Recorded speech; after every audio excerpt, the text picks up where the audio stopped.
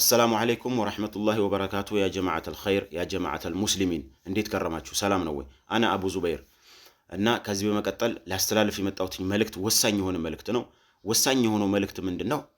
እስኪ ጭንቅላታችን ውስጥ ብዙ ያላሰብናቸውና ያላስተነተናቸው ጥቅሞች ስለ ወሃቢያ ጥቅም ወሃቢያ ከተስፋፋ በኋላ ወይም ወሃቢዮች ከመጡ በኋላ ምን ያህል ጥቅም እንደው አንተ እንደዚህ ጠበቃ ሆነ ምናምን ልትሉኝ ትችላላችሁ።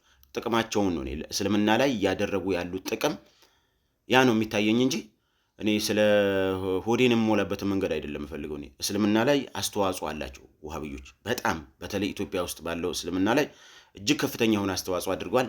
ከዛም ውስጥ ጥቅማቸው ምን ሲሆን ከሶፊያና ከአህባሽ የተለየ ምን ነገር አድርጓል ብትሉ ራሳችሁ አህባሾች ራሳችሁ ሶፊዮች የምትመሰክሩላቸውን ነው የምዘረዝረው። አሁን ባጭሩ አይማዎቹ ላይ መሰክሩ ይችላሉ። ገባችሁ? እነዛ አይማዎች መሪዎቹ ሳይሆኑ የአህባሽና የሶፊያ መሪ ሳይሆን ተከታዮቻቸው ጀማዓ ባለማወቅ የሚከተላቸው ጀማዓ ይሄንን ይመሰክራሉ።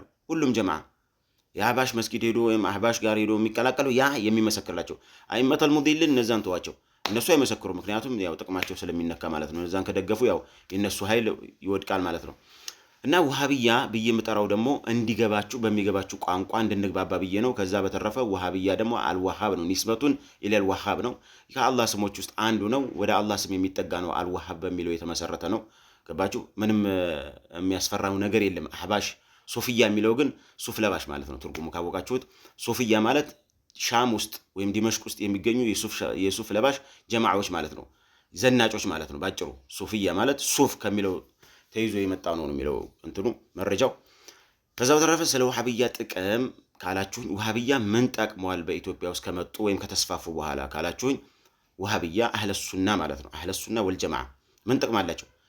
አንደኛ በመጀመሪያ ደረጃ ወሃቢዮች ከመጡ በኋላ ቂርአት ተስፋፍቷል፣ ዒልም ተስፋፍቷል፣ ዕውቀት ተስፋፍቷል። ገባችሁ? በሁለተኛ ደረጃ ለምሳሌ ሐፊዝ እየበዛ ነው። ቁርአን ሐፊዝ መብዛት ጀምሯል። በየቦታው መድረሳ እየተተከለ ነው። አህባሾች ራሱ ከአህለ ሱናዎች እያዩ እየቀኑ በዛ በሌላ በኩል የሚያደርጉት መጥፎ ነገር እንዳለ ሆኖ ከነዚህ እየተማሩ አሁን እነሱም ሐፊዝ እያሉ በየቦታው መድረሳ እየከፈቱ ነው አህባሾች። ይሄ ራሱ የወሃቢያ ውጤት ነው። ከወሃቢያ እየቀኑ ማለት ነው። ወሃቢዮች በየቦታው ላይ መድረሳ ተክለዋል። ጥፋት ሊኖርባቸው ማንኛው ወሃቢያም ሶፊያ የወሃቢያ የሆነ ጥፋት ሊኖርበት ይችላል። የራሱ ጎዶሎነት ሊኖረው ይችላል። ያ አላህን የሚጠይቀው። የእነዚህኛዎቹ ጀማዓ ግን የአህባሽና የሶፊያ በጣም ከባድ ነው። ሃይማኖትን ማስለቀቅ ነው ጥፋታቸው። የወሃቢዮች ጥቅማ ጥቅም ሊሆን ይችላል። በገንዘብ ማይደለል ማንም የለም። ገንዘብ ማንኛቸውንም ሊደል ይችላል። ግን ሃይማኖትን የሚያስክድ ቢያንስ ወሃቢያ ዒልም ያስረዳሃል። ዒልም ታውቃለህ። አህለ ሱና ስትሆን ዕውቀት ይኖርሃል፣ ዒልም ይኖርሃል። እስኪ አሁን ሉጋ በአክሰንት እንኳን አሁን የአህባሽ ኡስታዝና የአህባሽ ኡስታዞችንና የወሃቢያን ኡስታዞች እስኪ አስተያዩዋቸው፣ በአላህ አስተያዩዋቸው፣ አዳምጣቸው። ልቦና እንትናቸውን አክሰንታቸውን አረብኛ ሲናገሩ የቱን የሚጣፍጠው? እስኪ የአህለ ሱና የወሃቢያ ተብዮቹ ዒልም ነው የሚጣፍጠው ወይስ የአህባሾቹ ነው? እኔ ልገልጸው አልችልም። በራሳችሁ ግለጹት። የቱን የሚገባችሁ እናንተ? ፍንትው ብሎ እውነታው ራሱ አንድ ሰው እውነት ሲያወራና ውሸት ሲያወራ ወላሂ እንዲሁ በአፉ ሲናገር ትለዩታላችሁ። በቃ እውነት የሚያወራ ሰው ዳይሬክት ነው። ምንም ወዲያ ያለው ቀጥታ ያለውን ነገር በቃ ሪል አድርጎ ነው የሚያስረዳችሁ። ለእናንተም ይገባችኋል፣ ለዛ ለሰሚው። ውሸት የሚያወራ ሰውስ አክሰንቱን አያቅበት፣ አወራሩን አያቅበት፣ ያስጠላል። አፉ ላይ ራሱ አርአር ነው የሚለ ባሰማው ራሱ ለምን እኔ እዛ ሄጄ የሱን ወሬ ከመሰማህ ለምን እዛ ሙዚቃ ባዳምጥ ይሻለኛል ብላችሁ የምትመርጡት ራሱ። እስኪ አሁን ከአህለ ሱና ኡስታዞችና ከወሃቢያ ኡስታዞችና ከአህባሽ ወይም ከምናምን ከምንላቸው ኡስታዞች የማንኛቸው ዒልም ወይም ዕውቀት ወይም ዳዕዋ የማንኛቸው ፍንትው ብሎ የሚገባውና ቶሎ የሚገባው? እስኪ ይሄ ራሱ መለያቸው ነው። እውነተኛ መንገድ መሪዎች መሆናቸው ራሱ መለያቸው ነው። ገባችሁ?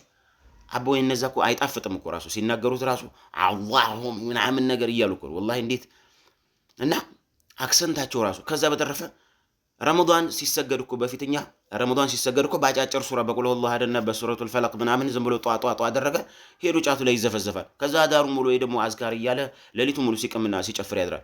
ግማሹም ደግሞ የትም ያድራል። ረመዳን በሒፍዝ መሰገድ የተጀመረው አህለ ሱና ከተስፋፋ በኋላ ነው። ሐፊዝ የበዛው በየቦታ አሁን እኔ ያለሁበት ቦታ ላይ መድረሳ ራሱ አሁን በፊት አንድ መድረሳ ራሱ የለም። አንድ ቂርአት መቅሪያ በድሮ ስታይል ሼክ ምናምን እየተባሉ የሚያቀሩ አሉ። እነሱም የተወሰነ አይገባ ወጣ እያሉ ልጆቹን በስርዓት አይቀሩም። ሐርፍ አያውቁ ምን አያውቁ። አሁን የሚመጣ ተማሪ እኮ አሁን የሚመጣ ቁርአን ሐፊዝና አሁን የሚወጣ እኮ ሙደሪስ ይሄ ተማሪዎች አክሰንታቸው ራሱ አረብኛውን እኮ ልክ እንደ አረቦቹ ነው እኮ የሚናገሩት የሚቀሩት። መድረሳ በየቦታው እኔ ያለሁበት ቦታ ላይ 4 5 6 እስከ 7 8 መድረሳ አለው በየቦታው እኔ ያለሁበት ከተማ ላይ የአህለ ሱናዎች የነዚህ አይደለም። አሁን ግን እየጀመሩ ነው ከነሱ ያለው። ምክንያቱም አህለ ሱናዎች እዚህ በየአመቱ ሐፊዝ ያስመርቃሉ፣ በየአመቱ ሐፊዝ ያስመርቃሉ፣ ኪታብ ቀሪዎች ያስመርቃሉ። ገባችሁ? ከዛ እነዛ አህባሾች ደግሞ እነዚህን ያዩ ከዛ በኋላ እነሱ መድረሳ እንትከላሉ፣ መድረሳ ተከሉ። ኸይር ይትከሉ። እኛ የምንፈልገው ያንን ነው፣ መስፋፋቱ ነው። ኸይር ወላሂ ኩሉ አመል ኸይር። ገባችሁ? መልካም ስራ ሁሉ እኛ ጥሩ ነው የምንፈልገው፣ እንደዛ ነው የምንፈልገው። ላኪን መረሳት የሌለበት ነገር ምንጩ ከየት ነው? ማን ነው ይሄን ነገር ሊያስፋፋ ይቻላል? በማን ምክንያት ነው የሚለው ነው። እንደኛ በአህባሽ በነበረበት ጊዜ እኮ ጫት ከመቃም ውጭና ቁጭ ብለን በቃ ሰዎችን ከማማት ውጭ እኮ ምንም የምናውቀው ነገር የለም ነበር። ወላሂ የለም ነበር። ግልጽ ነው መነጋገር ያለባቸው። እየመጣ እዚህ እሌሌ ብትል ምንም ነገር የለው። አኢማዎች አኢመተል ሙዲሊኖች እነዛ ናቸው ይህን ነገር የሚከራከሩት እንጂ ተከታይ ግን ይህንን እውነቱን ይረዳል፣ ያውቀዋል። ገባችሁ?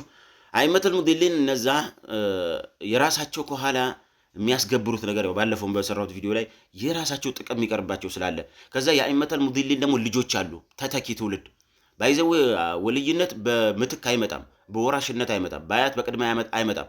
እኛ ያለው ታዲያ ምንድን ነው? ሲወራረሱብን አይደል እንደ የመጡት። አባት ሲሞት ልጅ ይተካል፣ ልጅ ሲሞት የልጅ ልጅ ይተካል እየተባለ እንደዚህ እየተወራረሱብን ለነሱ ስንገብር እኮ ይኖርነዋል። አሁንም አለ ገባሪ በየአመቱ እየሄደ ዚያራ ምናምን እያለ እዛ መኪናውንም ጫቱንም ምኑንም እየጫነ እየሄደ ለእናቱ 1 ኪሎ ቡና ሳይገዛ እየሄደ እዛ አሁንም ይገብራል። አንድ ሰው ወልይ ሊሆን ይችላል። ያ ወልይ ግን ለራሱ ነው፣ ወልይነቱ ለራሱ ነው።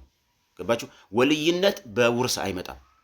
ወልይነት የሚመጣው በተቅዋ አላህን በመታዘዝ በጧዓ ገባችሁ? የሚመጣው ማለት ነው የረሱልን ሱና በመከተል የሱሐቦችን ተግባር በመተግበር የሚመጣው።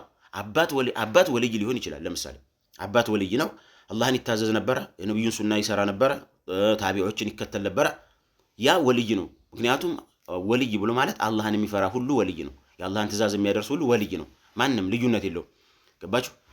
ታዲያ አባት እንደዛ ሆኖ ካሳለፈ በኋላ አባትየው ሲሞት ልጅቱ ዱርዬ ሆኖ የትም ሲቀም የትም አንድ ዒልም የሌለው ልጅ አባት ሲሞት ሌላ ልጅ ተተኪ የለውም። ይሄው ነው በቃ የአባትየው ምትክ ተብሎ ቁጭ ይደረጋል እዛ ቦታ ላይ። ከዛ እሱ ሲመለክ ይኖራል ማለት ነው። ይሄ አይደለም። ይሄ ወልይነት አለ። ይሄ ንግስና ነው። ንግስና ነው እያስተላለፍክ ያለው። ባይዘው ወደ ኋላ ልመለስና ወደ ርዕሳችን ልመለስና የውሃብያ ጥቅም ራሳችሁ ታውቁታላችሁ። ውሃብያ ከመጣ ዒልም ተስፋፍቷል፣ መድረሳ ተስፋፍቷል፣ የእውቀት ውድድር ካፊሮችን እኮ በአሁን ሰዓት ቀጥ እያደረገ እያሰለመ የራሱን ዒልም ጨርሶ ቁርአንንም ሁሉንም ሸምድዶ ሐዲስንም ሁሉንም በጭንቅላታ ሸምድዶ እስከ መጽሐፍ ቅዱስ ደረጃ እየሸመደዶ ካፊሮችን እያሰለሙ በእነሱ ድካም ሌት ከቀን ቁጭ ብሎ ሸምድዶ ለአላህ ብሎ አውቆ እንዲህ አንድ ነገር ገንዘብ ለማግኘት ከፈለኩኝ በቃ እስኪ አንድ ሰው እንዴት ነው ለገንዘብ ብሎ አሁን እናንተ እንደምትሉት ከሆነ ማለት ነው እናንተ ካፊሮች እንደምትሉት አንድ ዓሊም ቁርአንን በሕፍዙ ሸምድዶ ሐዲስን በሕፍዙ ሸምድዶ መጽሐፍ ቅዱስን በሕፍዙ ሸምድዶ ገንዘብ ለመስሪያ የሚጠቀምበት በምን አይነት ጭንቅላት እያሰባችሁት ነው? እኔ ገንዘብን ለማግኘት በቃ በሐራም ከሆነ የምፈልገው ቀጥታ ጠንቋይ ጋር ሄጄ ወይም የሆነ ሰው ገድዬ የሆነ ማገትም ሊሆን ይችላል። እንደዛ በቀላሉ ቁጭ ብዬ ለምን ነው ጭንቅላቴን የሚያስጨንቀው? መዝረፍ የሆነ ግሩፕ አቋቁሜ መዝረፍ ወይም ደግሞ ቀለል ያለ ነገር ነው ጠንቋይ ጋር የሆነ ምንም ካህናት ጋር ሄጄ እንደዛ አሰርቼ እኮ መቀበል እችላለሁ።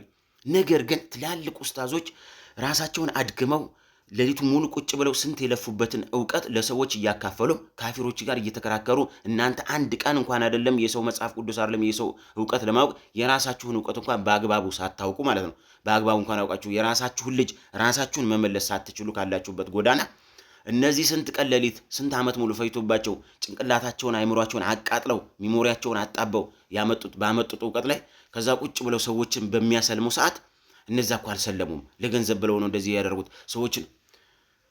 ይህ ማለት ምንድነው? የአይምሮን ውድቀት ነው የሚያሳየው። ምንም እናንተ አይደለም ለሰው አይደለም ለሀገር ለራሳችሁ እንኳን የማጠቅሙ መሆናችሁ ነው። ለዚህ ነው ህዝቡ ከእናንተ እየሸሸ ያለው። ባይዘው ህዝቡ በጣም ወደ አህለ ሱና እየተቀላቀለ ነው፣ ውሃብያ እየሆነ ነው። ለምን? እናንተ ምንም ጥቅም አትሰጡም። ቤት ቁጭ ብለህ ስታላምጥ እየዋልክ ማለት ነው የማንንም ሶደቃና የማንንም እንትን እያልክ እያስገበርክ ያንን ከመብላት ውጪ ምንም ጥቅም እንደማታመጡ እያወቁ ስለሆነ መረጃው እጅ ላይ ስለሆነ ህዝቡ እየሸሻችሁ ነው ያለው። ገባችሁ? እና አህለ ሱና ከመጣ በኋላ ኢትዮጵያ ላይ በተለይ ያለ ልዩነት የሐፊዝ ብዛት የሁሉ ነገር የአህለ ሱና ገባችሁ የሰለፎች ተከታይ የዛሬውን ቁጥር 1 ቪዲዮ እዚህ ላይ ያቋል። ቀጣይ ሰራበታለሁ። በኮሜንት አሳውቁኝ ኢንሻአላህ።